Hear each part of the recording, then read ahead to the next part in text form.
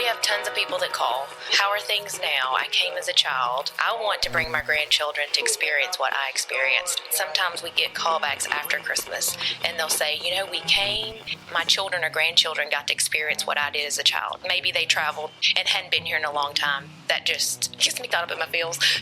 You're listening to Find the Good News, episode 126, The City and the Seasons, a good conversation featuring Jill Leo, director of the Natchitoches Historic District Business Association and Natchitoches Main Street. Find the Good News is produced by Parker Brand Creative Services, a branding agency that thinks sideways, pushes forward, and gets your brand up. See what else we do at parkerbrandup.com. I've always had a high level of curiosity, and the itch has often pushed me to sink past the surface of an occurrence to seek out its origin, or the links of entanglements that lead to the present moment. Often, behind big, dazzling events are many interconnected groups moving along toward a common goal, and if you look deeper, you'll likely find someone doing a lot of the heavy lifting and leading along the way. I've been lucky enough to meet some of these behind-the-scenes movers, to be led by them toward the fulfillment of their community projects, and to serve their interests in building a better experience for others. In this episode, I had the opportunity to visit with one of the most industrious and caring people I know, Jill Leo, director of the Natchitoches Historic District Business Association and Natchitoches Main Street. Jill would be the first to accept the compliment with grace, then quickly share the wealth of credit with other people who work tirelessly to help her make the Natchitoches, Louisiana events a success. Jill is a woman of many hats, and within a given day, she's likely to be wearing a different one depending on what hour it is. While she certainly has her attention drawn in various directions, she successfully directs her focus and resources, then does what needs to be done with an attitude of gladness. In her role with Natchitoches Main Street, she manages Beau Jardin at the Rock House Gardens, a serene outdoor event venue that seamlessly pairs with the historic Natchitoches riverfront. With the Natchitoches Historic District Business Association, Jill oversees the planning and execution of one of Louisiana's oldest, most iconic holiday events, the Natchitoches Christmas Festival of Lights, as well as other activities and events that allure travelers to the area and stimulate historic district businesses. Whether she would wear the praise or humbly hand it off to someone else, this is what I know. Jill Leo, season after season, gets things done for her city, and then she does a little more. So, I invite you to meet the lady behind the lights, my good friend and colleague, Jill Leo. Now, let's cue the music and press play on a little good news. Wake up, it's morning, dreaming up a story. I can hear the way it's going, 'cause you're laughing in your sleep. On the path to your deliverance, in a holy wall of light, pouring through your window. Old news, bad news, fake news. Sometimes you want to shut those channels down and seek a better source. With Find the Good News, I tune into good people doing good works wherever I can find them. I scan the signals looking for educators and students, scientists and spiritual leaders, writers, musicians and artists, business owners, volunteers, and active citizens who offer their time, resources, and talents to build a better world for others. In each episode, I tune into the hearts and minds of my extraordinary guests. I uncover the critical life experiences that shape them, the principles that guide them, and the foundational philosophies that keep them on their path of goodness. There's a lot of news, and it's a noisy world. My name is Oran Parker, and I'm cutting through the static to find the good. And I love you just as well. When we did this 2024 kickoff, I said, well, we have to go talk to Jill. We have to go capture some of these wonderful things that we've had an opportunity to be a part of. Natchitoches has a special place in my heart, and we recently talked to Rebecca Blankenbaker. We know you're very good friends with her, and I am. I'm not even sure if that isn't how you and I met. It is. It is? Okay. Yeah. I wasn't sure exactly if it was just sort of a crossover relationship there. Nope. She mentioned the work that y'all were working on together, and just kind of went from there. And of course, I was in need of your services, so it worked out perfectly. Okay. Yeah, well, we've enjoyed it. working with you. I mean, obviously anybody enjoys working. It's nice to have a job. Right. But also just to be a part of things that are actually enjoyable, that honestly have historical significance and cultural significance. And so I guess that's the jumping off point that I'd like to start with. If you don't mind introducing yourself and maybe telling people who you are, what you're about, because I got to be honest with you. If I were to sit down and tell people who Jill Leo is and what she does, everybody that I've ever talked to, first of all, it's high praised all the time. I'm like, Jill is in charge of an event, and maybe that's not the right word, in charge, but that's the way I see it. Jill's in charge of an event that is huge, that has so many people flowing through it, and just over and over and over again in a short period of time. The logistics alone would stress anybody out. And I came to the event one year and got to see you interact with somebody, and the joy and happiness that was all over you in helping them was so genuine. And I was like, wow, look at this. I know what you have to do. I mean, only a fraction of what you deal with and have to do. And you were still absolutely professional and friendly. And I could tell that was well received by that person. So anyway. Well, I will say, just to point out, probably my favorite part of the job is helping people. Really? It is. And it just, I mean, there's a lot of negativity sometimes you encounter, but just to genuinely help someone, there's so many times we're having events. If we could just stand out in the middle of the street and answer questions, how helpful it would be to people. But yeah, we'd need to multiply ourselves. Yeah. It's hard. Well, yeah. Well, now, that would be awesome, wouldn't it? Be to have a concierge army at the. I mean, you probably could have that, right? Right, and that's something we've talked about. But like you said, my name is Jill Leo. I do wear a couple of hats. Only a couple? Only a couple, yeah.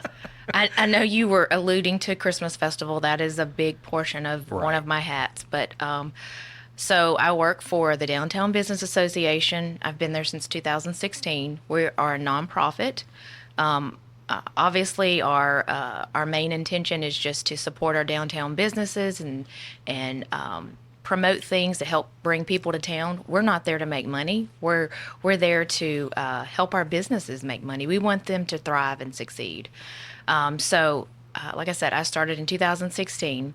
We are a nonprofit. We put on two of the largest events here in town. We put on the Natchitoches Christmas Festival, which is 98 years old. Wow. And we also put on the Natchitoches Car Show, which we're in the 18th year of that. That was something that we started from scratch. Did you say 18th? 18th year. Wow, okay. I didn't realize it had been going on that long. Yes, we started with about 60 cars, and now this past year we had about 435. So it's grown, and we take over downtown. My other hat, I also work for the city as well. They don't look at me as a full-time person, but it's a full-time job as the Main Street director.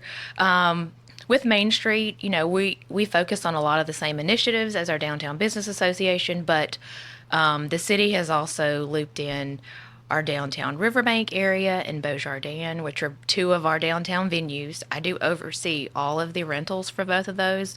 So any festival or event that takes place downtown, they do have to apply through our office, and we handle all of the logistics, police, barricades, stage, all of that good stuff, and we kind of send out marching orders to all of the department heads. So that in itself is really a full-time job, several times of the year. But Christmas Festival is like I said, our baby for the Downtown Business Association.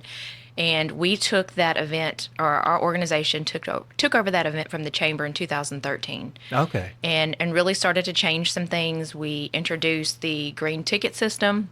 If you're not familiar with that, kind of getting in the weeds here. No, but that's okay. I want to hear. I like the weeds. That's where the interesting stuff's happening. But basically, it was a way to hold everyone accountable, not just ourselves, our vendors, but everyone. What we did was had to look at a way of how could we help our vendors and ourselves? And in the same token, we're supposed to be reporting to the tax commission and whatnot, what's coming in. And we were just on the honor system with people taking in cash and them saying, well, here's your 10% or whatever it may be. So we moved to this green ticket system where each green ticket is worth $1. And so we do sell those tickets. You have to utilize the green tickets for children's activities and food that are sold on the riverbank. Okay. I will tell you, it was tough for a lot of people to swallow it at first, but our vendors, after working with the system for a little over a year, realized how much money they were missing out on because now their employees could no longer steal from them. Oh, wow. They weren't pocketing a 20 here and there.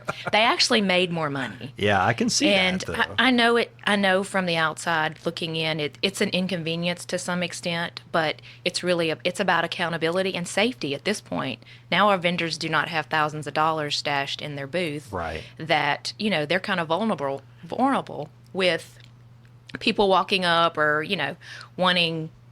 Sure. Trying to steal money. Yeah, I mean, I never even considered that, honestly. I guess that's my being naive, but that's a good point, I mean, I've been coming to Christmas Festival since I was, early age, and, watching it change. I do recall the ticket system showing up as a not a participant, as a customer of the Christmas Festival, I guess, and I just, I never blinked at it because you go to like a little local festival and they're like the little ticket tables or drink tickets or whatever, and I thought, well, this is just a more well-oiled version of that. I mean, and it makes every bit of sense. And two, when HDBA, which is the nonprofit I work for, when they got involved, they are really big on transparency. And so when it comes to money, we really wanted to be transparent with things. Each year we post all of our financials in the newspaper after January. We want people to know where their money's going, how we're supporting other entities without, around our local city and parish, ways that we're able to give back. And when it all boils down to it, we're not making tons of money, but we're supporting the businesses. Yeah, we're bringing people to them. They're purchasing from our shops downtown, our restaurants. Of course, they need gas and all the other things. So it really is a huge way to support our economy. And that's really kind of the mission-driven force behind, what we do. So. Yeah, so that makes every bit of sense. It's definitely good for the businesses. I'm sure they all see a massive uptick in every category, restaurants, hotels, entertainment, all of that. But then on top of that, there's the historical factor. I mean, was there... And I mean, being the Historic District Business Association, it folds right in. But I mean, what kind of pressure was there when the festival was taken over by the organization to like, okay, we've still got a history behind this that is important to maintain. Right. And the good thing at the time, we still have a lot of the same board members, but they were very passionate. Most of them are all business owners themselves. So they were very passionate about what the festival meant to the town and how could they keep that integrity, but at the same time, like I said, be transparent, be open and honest with everyone about how things work, and just, like I said, do what they can to make it better. So it's still, there's still things we need to change and do, and it's just a constant learning process. But well, I mean, like, what I think is fascinating, and this is something that comes up a lot. Y'all come up a lot in a lot of meetings I take with some of my other clients down in South Louisiana, and it's planning. You and I are talking about Christmas Festival right now. Right. Okay, and when I tell another client and they're, hey, we should be talking about Christmas, it's July, it is sometimes like, that's early, right? And I'm like, it's not, though. Right. You're planning ahead, and this is just the part where we are engaging with you. You've already had actions. It starts when it ends. Right. So that's the thing that I think I kind of found fascinating, in just the elements that we get to work with you on, the massive amount of logistical planning that goes on to pull off something like that. You know. And I always and again, I don't know everybody involved or every moving part because I interface with you, but I always see you as like the tip of the spear when it comes to things. Because I see you dealing with things And I'm like, wow, she's dealing with that too. And I kind of make these mental checklists. I'm like, that's a lot of variety. Pivoting. That's a good way to put it. It's a lot of variety. Yeah. That's a good way to put it. Yeah. And so I guess that again, too, I wasn't fully clear on what your role was with the city either, but that does kind of explain it, which that's a whole nother animal, right? Beaujardin, yes, you're in the middle of some new things with that. Yes, there's been almost a 2-year renovation that's taking place in Beaujardin. The historic rock house that resides within the venue was actually picked up and moved, not very far, and restored. And basically this took place because in 2016, when we had the huge flood, I think we had about 26 inches of rain here, the entire riverbank flooded. And so that historic building flooded as well, and it left us with a huge liability for utilization of that building since it flooded, and it was already of, historical nature. We could no longer allow people to go inside and utilize the venue. So this has been a long-standing project in the works, and the end is near. We're not there yet, but the end is near, and the Natchitoches Historic Foundation actually owns the building, and so they took this project head on and have done a great job of seeing it carried out. And they also completed a few more pieces of the riverbank renovation that never took place, kind of a latter phase that was still kind of on the books but hadn't happened yet. Sure. So we've been able to add a lot more things to the venue as well. So I'm really excited. Looking forward to that to open. We're just not quite there yet. Yeah. What do you think? I mean, like, as far as timeline goes, is there just like a vague, I mean, not to nail you down on it's been a moving target. Right. The Historic Foundation actually had an event in May, kind of just like a dedication. The rock house itself is finished, but there's just a lot of pieces within the venue that are not. They're trying to finish up bathrooms. They built a whole new support building that houses storage, brand new men's and women's restrooms. We're also pouring a stage. It's not elaborate, but it's a nice concrete area to host bands and whatnot within the venue. But we're hoping it's kind of a moving target because I quit asking because it keeps moving a little further. Yeah. It's probably going to be the end of summer, early fall. So we do have a waiting list right now of folks that are dying to get married in the venue. It's gorgeous, Yeah. So fingers crossed that we get that date pinpointed soon. I find it fascinating to hear all of this stuff because, I don't live here, obviously. I mean, I travel here. So my experience of that area has always been as a visitor. Now, granted, I did live here for a little while and went to college here too. But again, still not, it wasn't fully home. It's always somebody coming from the outside. Sure. And so using it as a venue, I didn't even realize that was happening until we started working with you. And the other thing that I always find fascinating about working with you and Rebecca as well is the partnerships that it takes to accomplish things in this city. Like, I find that there's so many different entities involved in one place, and I think there's for me anyway, no better example that I can think of right now of that happening than that particular area. It takes so many different people, like the Rock House and then Beaujardin. There's sort of a liminal space there between the two, but they coexist together. But you have one entity that's sort of in charge of one aspect, another entity in another, but yet they work in sort of symbiosis together. I think that's pretty fascinating, and it says a lot about either everybody's ability to work well together or everybody's ability to just make it work, even if they can't work well together. I don't know which it is. Right. And just, I mean, the Rock House is a great example of all the partnerships. I mean, Rebecca was a huge partner on that. She helped with some funding for planning process, and she's been a very integral part of the process and helping to lead the Historic Foundation just from paperwork standpoint and national park standpoint, we did apply for a grant through Main Street that we were able to get. Like I said, there have been so many hands in it, but like I said, Rebecca has been a huge part of that partnership as well. So yeah, I mean, just the resource y'all have here in Natchitoches to me is something that I always found fascinating, and to watch it evolve over time. I can remember coming up here when I was in college or even before that and just thinking, oh, wow, it's simple things like these brick streets are so nice. It's you can feel the history. And then the riverfront was nice then too. But then when these major things that happened, like one, when the street was redone, right, blew my mind. I came up here to visit, didn't know that was happening years ago. And I was like, they're taking up these bricks. Holy cow, what an undertaking, preserving this. I thought right, that was really special. Right.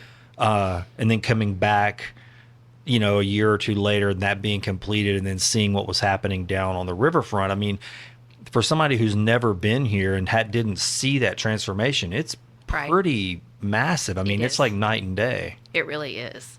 When I think back, that took place in 2000. They started construction in 2017, and I had started in 2016. So I did have one festival under my hat before everything. Okay. So we went from just a flat concrete space where we had to bring in huge tents and create space for our artists and whatnot behind the stage. It was very interesting. There was no amphitheater.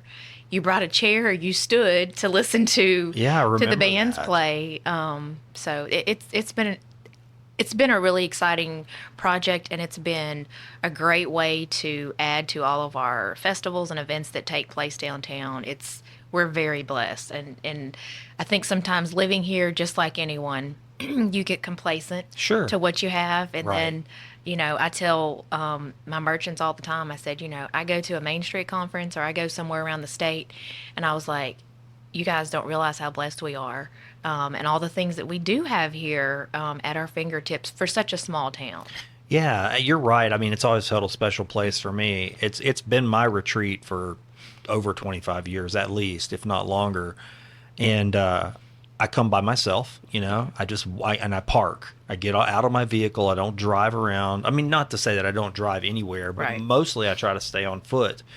And that was one of the things I enjoyed about this place, has been most of the things can be accessed by foot. It's like almost like asking you to just get out of your car, which so many trips I've been on have been one car trip to a spot, then you do something, and then you get in the car and you load up, and that's fine. I mean, there's places like that, but here I can park on the riverfront and just mosey and meander and stroll, just like hearing all this romance copy about places, but it's very real. That's not just like cool things to say to sound charming. It actually is charming.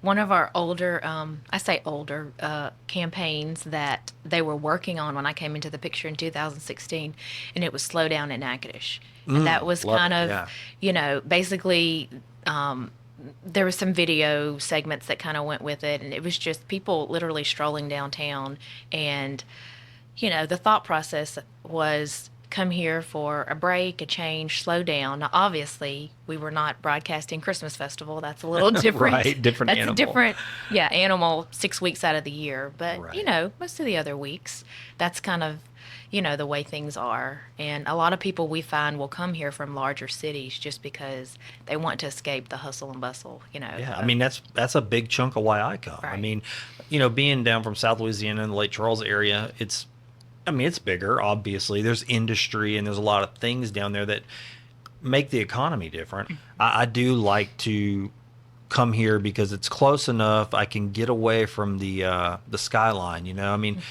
everywhere we look down home is there's some kind of refinery presence, right? I mean, and that's fine for the economy, but it's not necessarily visually appealing, And just to be able to drive up here and just tune that out for just a little while and just see the Louisiana sky sort of unpainted with flares and steam stacks and stuff. It's super nice. There's a value. I remember years ago I went to Colorado, and sometimes when I travel, I always tend to go, what do people do here for a living? I'm like looking around going, what are the jobs?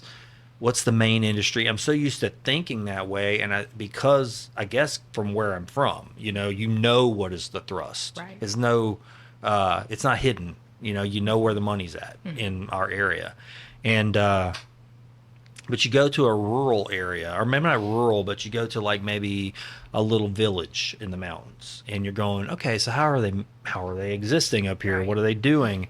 And so I was on a dog sledding trip, or I was about to get on that trip, and the guy was hooking the dogs up, the owner. And I was just curious. I said, so what's the economy like up here? Like, what do people do for a living?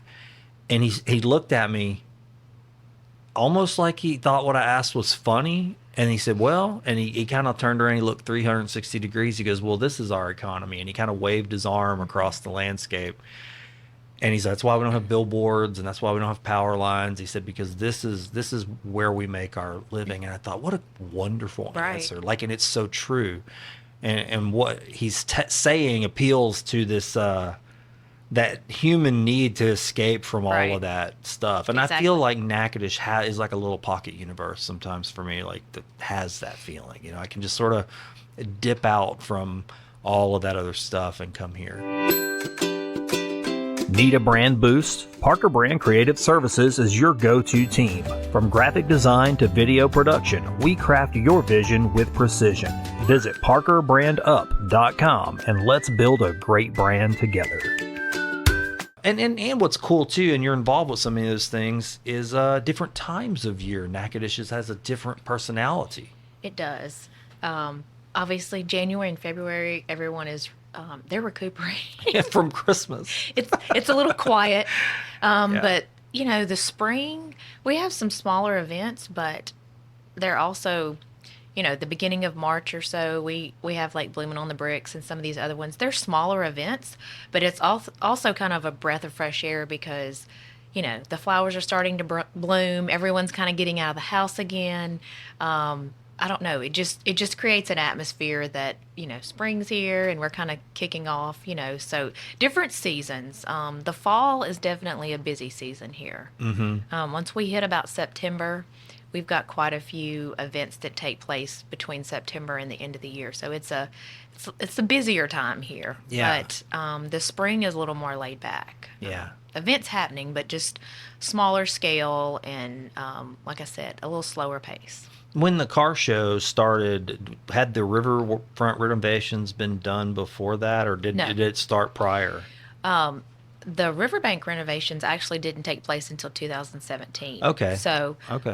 It had been quite a number of years. quite a few years. So how did that change that event? I mean, did it make a big difference in the presentation of it?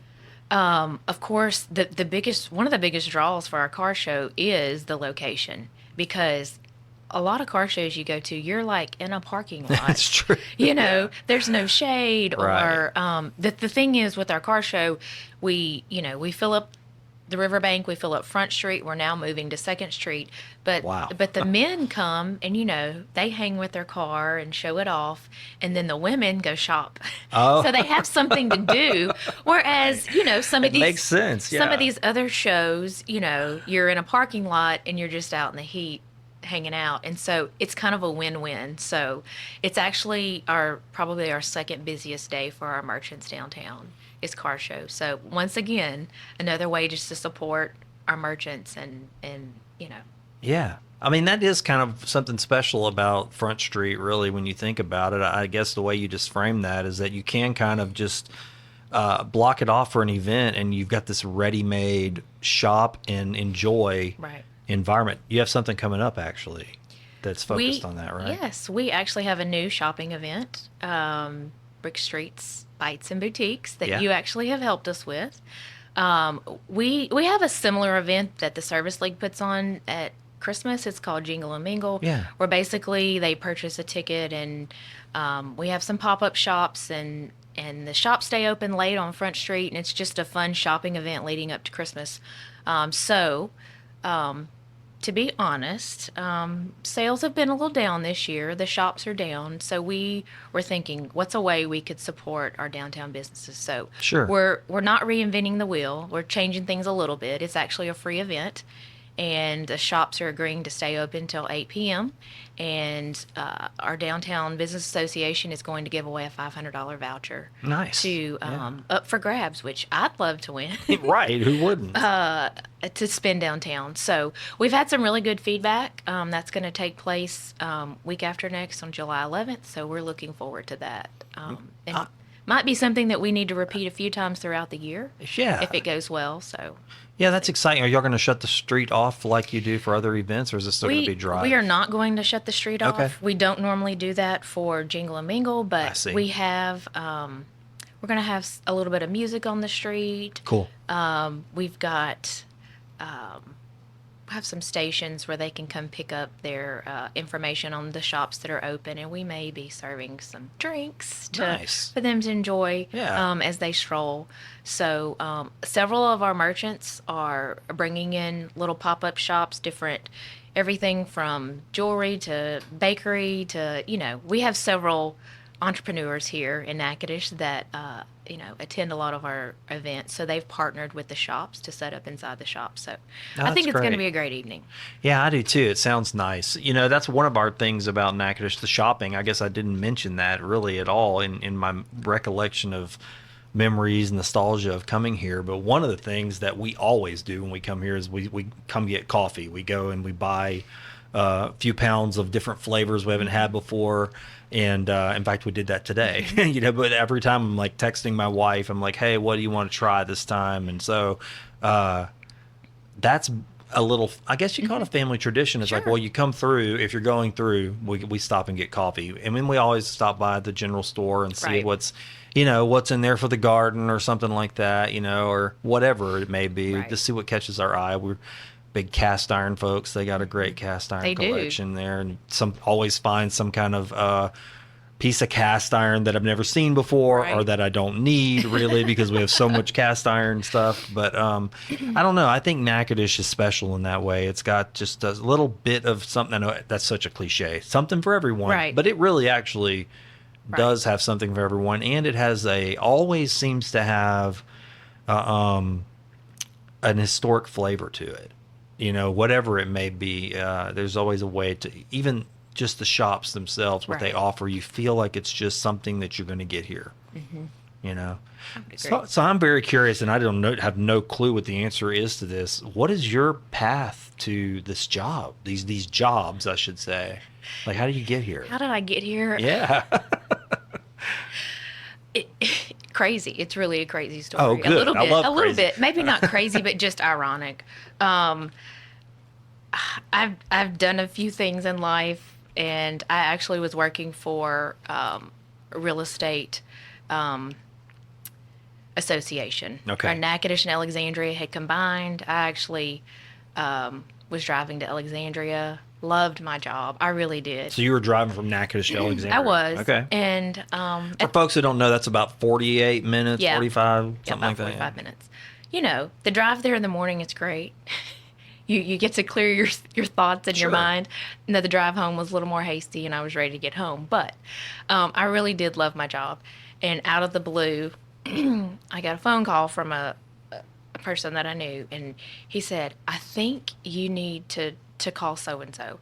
There's a job opening, and I just think you'd be great for it." And he starts telling me about it, and it's really similar to what I was doing. You're like an association head. You're working with a group of volunteers. You answer to a board. A lot of similarities. Yeah. And so it turns out the lady that called me is our board president. I worked for her almost 20 years ago when I was in college. Oh, wow. I had a part-time job at the hospital, and she was my boss, and she had a conversation with the gentleman that called me and said, I think she'd be great for the job. So it was so random, out of the blue. Lightning strike. Yes. Wow. And I came for an interview, and I was even just like, I don't know if I want to leave my job. I mean, sure. Natural apprehension. But, it was kind of like, same money. I don't have to drive. My child's about to enter school. Let's think about the bigger picture here. Other benefits besides. Yes. Yeah, I got you. Yes. And so, like I said, I think some of the people on the committee, on the board, were just kind of like, okay, this is a little odd. She just came out of nowhere, but they hired me, and the rest is kind of history. And so the element of the city and Main Street, that actually came into play in 2019.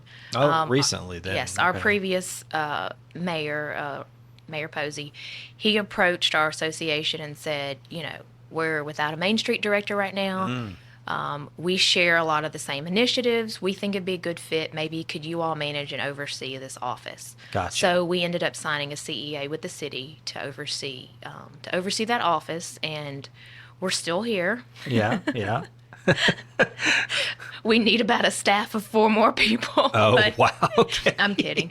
I'm kidding. But But it that's- sounds like it is a gargantuan kind of thing to deal with. It is. Right? Not deal with in a negative way, but it's a lot. Right, it is Yeah. a lot. And like I said, I do now have a full-time employee, which I'm very, very grateful for. Like I said, when I was just with the Downtown Business Association, I was by myself. I was the only employee, technically. Okay. Wow. So, but I had a lot of help, had a lot of volunteers. I didn't do it all. Yeah, you're not saying you're the Lone Ranger Right. or anything. Yeah, no, I Right. get that. That makes sense. But in theory, when you talk about Christmas Festival and some of the other things, they're like, well, how many do you have on your staff? And I'm like, that's me. Wow, man. So, that is unbelievable. But anyway, like I said, we do have a really great board, and they Yeah. all have their different little segments and departments that they work on, and that helps tremendously. So, Well, this is something I've been thinking about, not just today, but over time, working with you and others in this area. And I look at our area too, where we're in, and you see partnerships, and we were talking about the Rock House, like it takes a lot of different entities working together. One thing that we face down there, and this is, I guess, getting into the branding territory, is having duplicate voices. Each entity could potentially be first contact for a business prospect, a traveler, anybody. And so people don't know, like, which place should I contact? Like we work with the chamber there, and they'll say, yeah, sometimes we're dealing with tourism stuff. We really shouldn't be, but we are. Or the tourist bureau may be dealing with a new business prospect. And so there's a little confusion. And so there's been attempts to sort of unify that over the years, but it's still kind of murky. Do y'all ever encounter that? yes. Okay. That's what I was going to say. You're explaining. you're explaining Natchitoches right now. Okay. I will say that we have struggled to have one voice. Okay. Not because we don't get along. It's just sometimes too we're in our silos of things that we normally do on a Sure, day-to-day sure. basis. But like you said, our chamber they get tons of questions about Christmas Festival. Number one, the chamber used to run Christmas Right. Festival. Natural thing for that to happen, sure. Prior to 2013. So they still get tons of questions, but they don't say, oh, just call the Main Street office. They try to assist. They on do that try to level, help them, and I really appreciate that. That, Yeah. to me, goes a long way.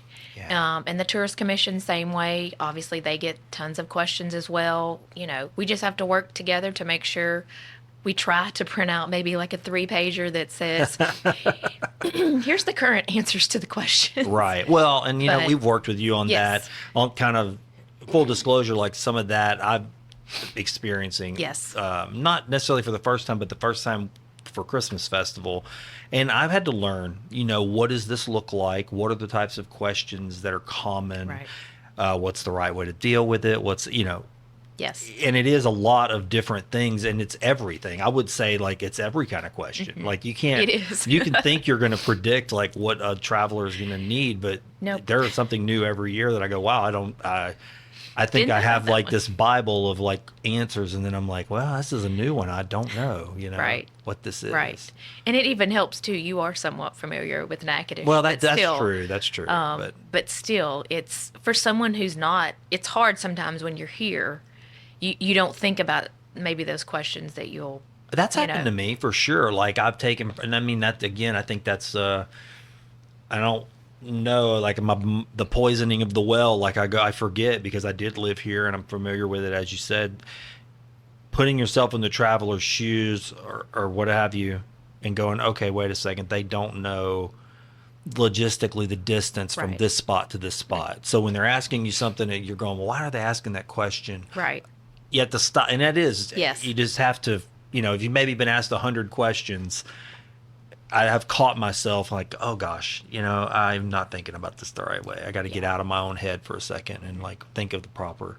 Right. Yeah. And it is, I mean, you see, but the other thing too, you see, I find is that, for some people it is the first time, and it's not the same as your first time. Right. I think back to my first time coming to Natchitoches, but also my first festival experience, and I still probably have romanticized it to death. I could write about it. It was so, in my mind anyway, the way I recall it was like that moment after the fireworks, the lights weren't on, and there was that sort of smoky, it was one of those cool nights where everything settles, and then music and lights came on all at the same time. I guess it was probably like 1993 maybe. And I still think of it as a magical moment. Like, Right. oh, wow, just I hadn't seen, you see the displays along the river, but they're not on. Right. And it was like, whoa. And you know what I think too, now y'all do it 6 weeks. Right. Back then, right, it was just once, one. Yep. once a year. So I don't know, I put that in my brain in like this little pocket universe, as like a special moment. And I'm Right. glad, I will say, I am glad that I got to experience it then. But I am still glad to see new people experience it now. Like some of the Right. way you see people respond, you can tell it's like their Christmas. Right. This is a big tradition for them. Right. Right. And, there are 2 days, usually opening weekend. That's like the official turning on of the lights. The lights come on with the fireworks. So that's a magical moment. And then, of course, Christmas Festival Day, the tradition has always been after the fireworks, the lights come on. Yeah. And they've kept that tradition. All the other weekends, the lights just come on at dusk. But it's funny because you have people that come in town, especially opening weekend, and they're walking around, and it's like 5 o'clock, and they're like, the lights aren't coming on tonight. Yeah. They don't realize I'm you're waiting for right. that big They're reveal. like, wait. I was like, the fireworks are at 7. They'll come on with the fireworks. And it really is it's magical when, For sure. when they come on, There is a certain level of theater to that. I mean, the timing, and I will say, for me, I've always enjoyed it. I mean, it's Louisiana, so you're rolling the dice whether it's going to be cool or not. Oh, yeah. And weather. Cool, hot, wet. Right. That's the other thing I've seen that blows my mind is y'all are still able to put some kind of a show on regardless of like Right. what the forecast Right. is. It's been very rare that it's ever been canceled. I know that my son and I came up one year and it rained and it rained and it rained and it didn't stop. And so that particular year, I think it did perhaps get. So my very first year, 2016 was the year they had to cancel the parade. Well, that must be when we came. Yes. Because he was still in high school. Yes, and it was like, that was my first year It working rained, with the festival. it rained, yeah. And basically at 5 a.m., we were making phone calls to bands and places, people driving from Houston to try to tell them, not to come. We were able to pull off fireworks that evening because it subsided. But when I tell you it rained buckets all day long, it was kind of a moment in history because I don't know that the parade, it may have been canceled one time early in like say the 40s or so, something like that. But that was it. So we were like making history. We Wow. canceled the parade, Yeah. I was like, oh, this is my first year. Is this how it's going to be? That's a memorable moment, right? You're going, okay, you're the huge buildup, and then it's Right. like, okay, this isn't happening. Well, to be on Front Street, Festival Day, and you could shoot a cannon down Front Street. We were here for that. Yes, Do you remember that that? was- Yeah. That was the craziest feeling. Yeah. Now, granted, like I said, the rain tapered off. We shot fireworks that night. Did you? We didn't stay Yeah. the whole day. We left early. We did. And typically, unless there's high wind or lightning, we can shoot the fireworks, even if it's raining. So. Your brand deserves the best. At Parker Brand Creative Services, we build better brands with creative precision. From graphic design to digital marketing, we think sideways, push forward, and get your brand up. Trust the work, not the pitch. View our extensive galleries at parkerbrandup.com. And now y'all don't just do fireworks, right? What did y'all do? That's right. This past year, we introduced the drone show. Yeah, I didn't get to So- see it, but from what I saw through video, it looked awesome. We were really excited to be able to say we were the first in Louisiana. Wow. We beat Baton Rouge by 1 week. So we had 2 shows last year. We're hoping to have 3 or 4 this year. So you think that's going to be a mainstay now, like a part of the I festival? believe so. Yeah. We had lots of really good feedback. We had many locals that, you've kind of been here and seen it all. Right. And, they come down and enjoy the festivities, but they may not be down in the crowd, watching the fireworks Sure. on Saturday. But many of them came out for the drone show. Oh, that's great. And there was a lot of excitement to have something new, I think. Yeah. And it's hard to top, though, a nice fireworks show. I will say, the only other fireworks show that I've seen, and again, you got to travel to see it different somewhere else, but was when I was in the Army for the 4th of July. They had us all go out to this huge air base, and they had a huge fireworks show.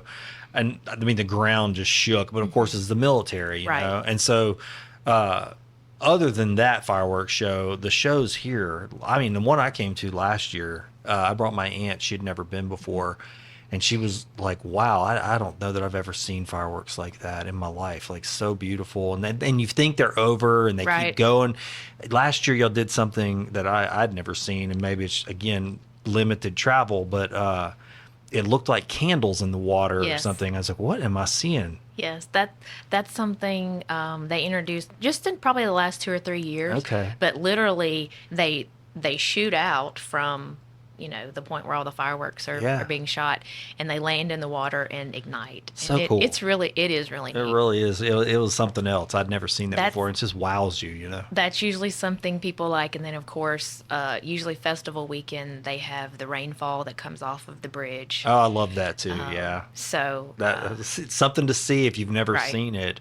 And that's another thing too. I guess I should say it because I've been here year after year after year, multiple times a year for different seasons. I think I've gotten a good feeling of what this town feels like. Oh, it's different faces, right?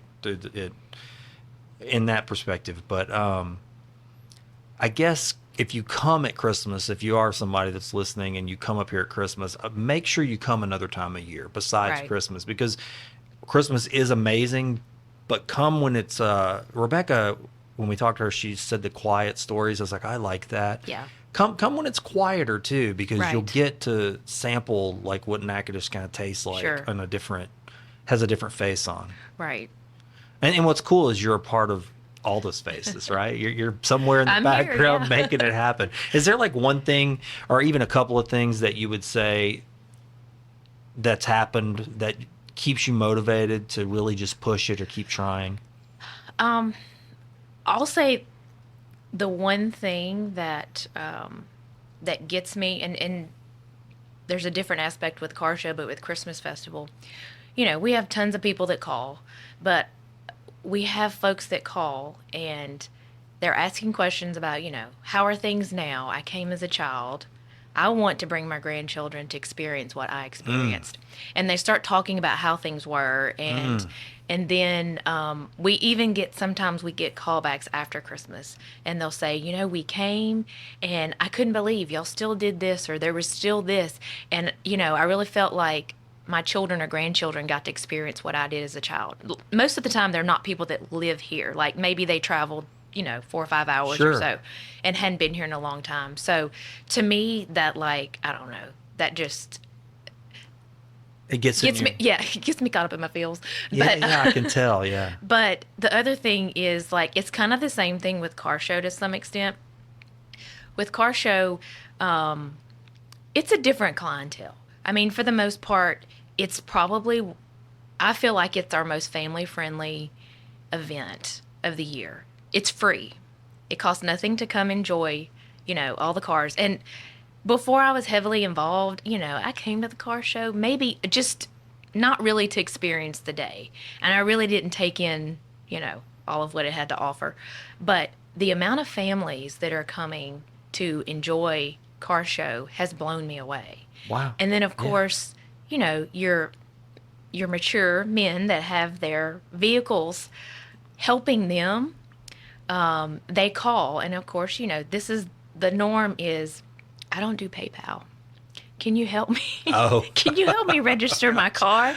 Right. And it's the little things of like just taking time to help them over the phone, and they're so appreciative. Yeah. Or if you answer an email, those of them that will email me and I respond, and you get the most sincere thank you for taking the time to answer my questions. And it's little things like that just like make you feel like, oh, I made a difference today. Or someone walking in my office and maybe they're looking for the bathroom or whatever it may be, and I usually ask them, where are they from? Are you here for the day? And it opens up a conversation. Sure. And I'll try to mention maybe a few things. Maybe it's Rebecca's walking tour that they offer every day that's a hidden gem that's, Sure. Free. And I'll mention a few things, and they leave there and they're like, I mean, you were so helpful. Thank you so much. It's just, I think if my only job was just to help people, I would think I've got the easiest job in the world, but Man. it's fulfilling, Yeah, it's that part of fulfilling. it. See, I think that's really special. Just hearing you say that, because one, I can tell, and I believe you. I can just tell that you're being honest about that. It obviously, you have a huge smile on your face. People are listening. I mean, when you're talking about that, your face lights up. But there is something special about being of service. I mean, Michelle and I talk about this a lot. We'll get calls for, and it's the only thing I can compare again. Sure. It's not the same as what you do, but it's similar. We'll get calls for people asking for something, and it's not something we do. Right. But they need it in a hurry, or they're looking for a vendor to supply a need. Like we get a call, set up a bunch of TV monitors, and they're saying, well, they do videos, so they might do that. I don't know. Mm-hmm. And I don't take the call, but there's a voicemail.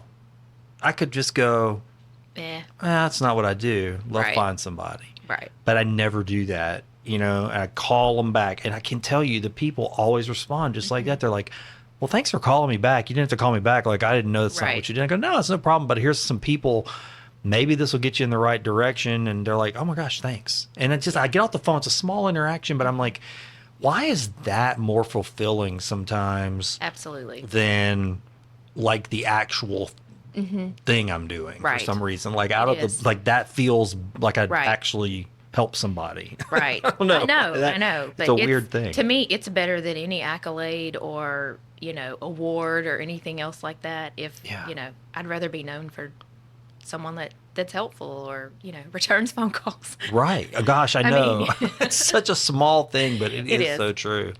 Yeah, I tried to do something similar with our business as well. It's like that to me, I want to do good work. Right. But it shouldn't be a feature that you're responsive. That shouldn't be like, hey, also we're responsive. But it has become like a feature in this world, and the pace they're moving at is to respond in a Yeah. timely manner, clearly. And you're great at that, just so you know, because for anyone listening, yes, I a lot of times call Oran with last minute things, and I'm like, look, I'm sorry. And you're like, you don't make any beef about it, or not to me anyway. No. And- Well, that's not, and I you wouldn't do don't. that. No, it's not. And you're like, sure, we can do this, such and such stuff. If I'm So, being honest, I almost find it better sometimes. I mean, long projects, I don't mind them at all. I mean, I like them, and I want to see them. I like good planning. I like to have all the resources I need. I'd like for everything to go great. That is honestly, though, not always the case. It's Right. probably less the case. Most of the time, someone has come up with an idea or something, an opportunity's fallen in their lap, and they've got either some resources or something's just changed. And I always use the word nimble. I'm like, no, I'd rather be nimble, because it means that we can pivot, and I want to be able to use the tools we have effectively, instead of offering like sky's the limit. Right. It's like, no, let's get it done. Like that matters as Right. much as sky's the limit right. too. And be realistic. And be realistic. That's something that's often missing, I think, too, is like realism. Like, what can we do versus Right. what we want? And it's like, okay, this is what we got to work with. This is what we can do. Right. And it'll be effective. It'll be good. What's that thing people say in business? The triangle. It's cheap, fast, and perfect, or something like that. And they're saying, you can't provide all three. Right. And I'm like, yeah, but maybe you can't provide all three, but you can maybe get a dose of all three if you really try. A balance. A balance, yeah. Yeah. I've enjoyed working with you, and I hope that, and I like challenges too. So, anytime you have a challenge, it's like, hey, a time challenge or whatever, it's like, hey, give me a call. Maybe we can help. No, I respect you a lot. I mean, again, behind your back, I talk good about you. I bring you up. I'm like, well, I know who I know can get things done. And that's a big deal to me too. Like who could really make something happen? I bet you Jill can. Maybe. And I'm happy, I know it. Hi there, Good News listeners. It's time for Fishing for Goodies, where I take a back seat and let the Good News Fishbowl lead the way. Find the Good News Podcast is a personal labor of love using the professional skills and resources of Parker Brand Creative Services. When you share our podcast, you're helping our brand, parkerbrandup.com, reach potential clients. When we're building brands, that helps keep the Good News signal strong. So listen, enjoy, learn, like, and share the good news. Now, let's fish out some good questions for my guest. The first one says, would you rather be incredibly smart or be incredibly popular? Okay. For me, that's simple. I would rather be incredibly smart. Really? I'm good. I'm actually very introverted. Are you? I am. And I would think you'd know that. But well, it's hard because you're so front facing as far as like having to interact with people. Because I'm forced to. That was but you tough. can do it.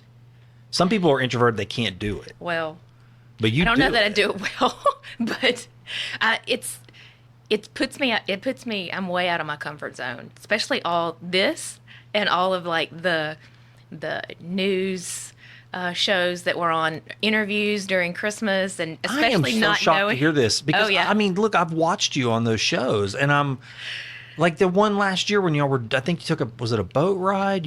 We did, yeah. Yeah. Okay. I was like, wow, look at Jill, man. She is so comfortable doing. I had no idea. I'm not kidding. That surprises me. me. A few people have said you don't look nervous at all, but I am like sitting there in my head thinking, okay, what am I going to say? I got to be ready. Wow.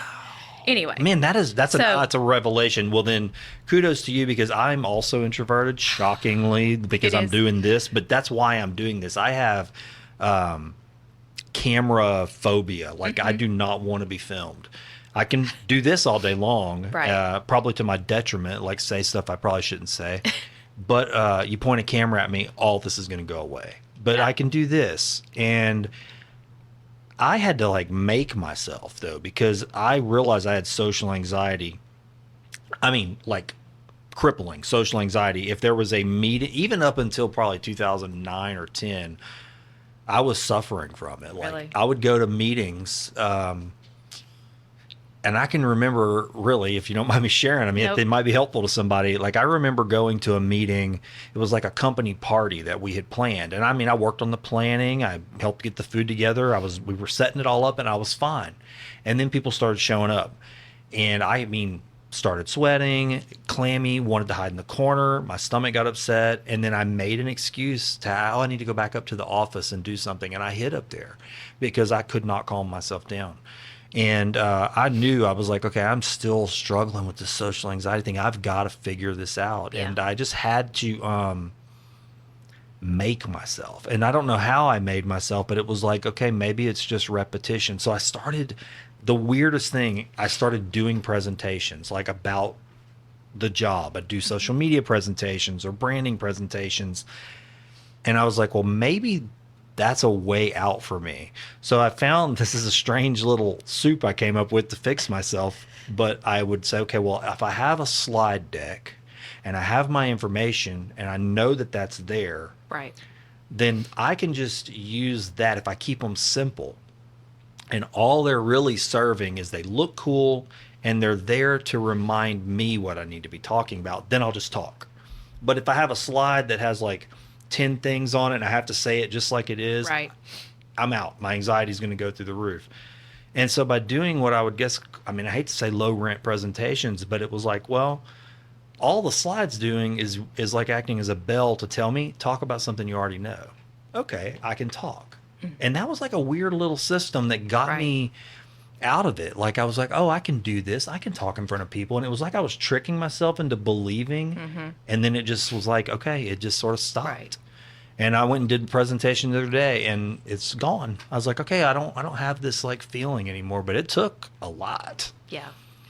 Probably my first stepping stone was I had a photography business. So I photographed a lot of weddings.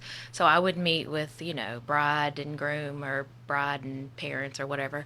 And, I had gotten to where I had a pretty good little spill down. And so it came out without me even thinking about it. And You so, trained yourself to... Yes. And then too, like if I would be, if I'd shoot a wedding, and there was no wedding coordinator, the photographer kind of turns into the wedding coordinator. You end up having to tell people, okay, look, we're going to take pictures. This is what we're going to do. And that really made me step out of my shell. Because you knew what to do, and you had to serve that purpose. I did. Yeah, okay. This job has been a little different because it's a lot broad. It's a lot more broad. Sure. And there's not really a one-pager to answer all the questions and know all the information. And so, and I'm not quick on my feet with words. Yeah. So, okay. It's been a learning process, but if anything, like I said, if someone told me I was going to be doing this job, I'm like, you're crazy. Wow. You're crazy. So Well, you've done a good job in that because, I mean, whatever you did and to wrestle that into submission and make it work, because, man, wow, that's pretty incredible. I wouldn't have known. Yeah. No. Well, anyway, I'll answer this, and this almost goes along with what we've already talked about. It says, would you rather have a rewind button in your life or have a fast forward button in your life? What's the answer to that? Rewind all day long. Really? Yes. Not that I want to go back and do things over again necessarily, but it's more about, I wish I knew then what I know now kind of thing, as far as, I went to college, got a business administration degree, thought I wanted to be a CPA. I ended up changing my accounting major because accounting in college is not accounting in high school. It's totally different. And so, I guess I was just kind of trying to find my way, and this is where I ended up. And I wish that, like Rebecca, she has, 10 years behind her in this industry, and I wish I had started younger. Okay, yeah, because since this is the biggest part of what you're professionally doing, to have it more. Is. And so just to be involved in this industry earlier in life, just... Not to say I want to be in a different place now, but just to have more of the knowledge. Knowledge and history of, what's taken place around here. Because that's the thing, like, there's so many people, while I'm sometimes the older one in the room, I don't necessarily know all the things that some of those that have been, drenched in it for more years than I have, so. Yeah, I think it's interesting. I talk to a lot of people who have similar sentiments about, where they've come from and where it led to. And I always think, and I said this to one of my recent guests, I said, gosh, hearing your story, it kind of made you, though, the perfect person to do the job you're doing now. So any one thing, even if you got more knowledge, like, I don't know, like you wonder, would that actually make me better? Or is the fact that I don't have that make me more hungry to do what I'm doing? Or... and this is probably the wrong way to say this, but almost overcompensate by adding more servitude into it. Like, I know I do that. Like, if I'm going, I might be weaker in a category because I don't have the same knowledge base as maybe a competitor about a certain thing. Actually, I said this to somebody the other day. I said, I'll outwork them. And I don't mean that to be arrogant, but I will stay up longer. I will not quit. I will work for you. And harder. And so I don't know if that counts for anything. Right. But it might. And sometimes it actually does, because I have watched people quit.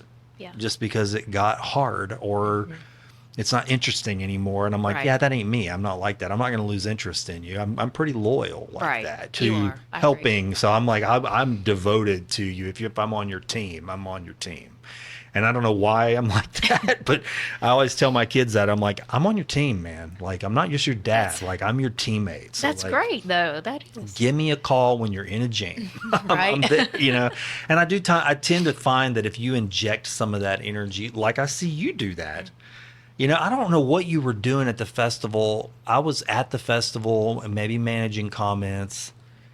and someone needed some kind of assistance, and you were like texting with me, and you were like, tell them to meet me at the stage. And I went, what in the world? She's going to come down here. Like, I'm thinking like she doesn't have anything else to say, but you did. And I was like, man, I don't know. I don't know many people that are this like, devoted. I think it's impressive. I'm just, pat you on the back. So if people want to get in touch with you, maybe not directly, but like in any of the events that you touch, since we did talk about what's the front face, what are the faces and the URLs that people should go to? So one thing I always try to mention, Natchitoches does have an app. It's the Go Natchitoches app, and that's just Go, G-O, Natchitoches.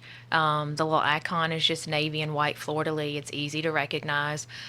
We have about 7 community calendars that feed into it, so it's a great place to start if you're trying to keep up with activities and things that are happening around our community. And then, of course, if you're interested in coming to Christmas Festival, I would say your first stop needs to be natchitocheschristmas.com. There's lots of information on there. Like I said, our phone numbers and everything are listed on there as well. I have a great assistant who will, if it takes 15, 20 minutes to answer your questions, she'll stay on the phone with you. So I appreciate that about her. So we'll do whatever we can to help make your visit a pleasurable one. Yeah, definitely. Come to Natchitoches and make some memories. Well, I'm more thankful every moment that I found. Thanks for listening to another Good News Conversation. If you'd like to learn more about my guests and their good works, visit findthegood.news or visit the links in the show notes. If you found something good in this episode, please subscribe, share it with a friend, or leave an honest review. These small actions help amplify the good news and help us reach far beyond the Louisiana Gulf Coast. I thank you for pressing play and for syncing up with this good news signal.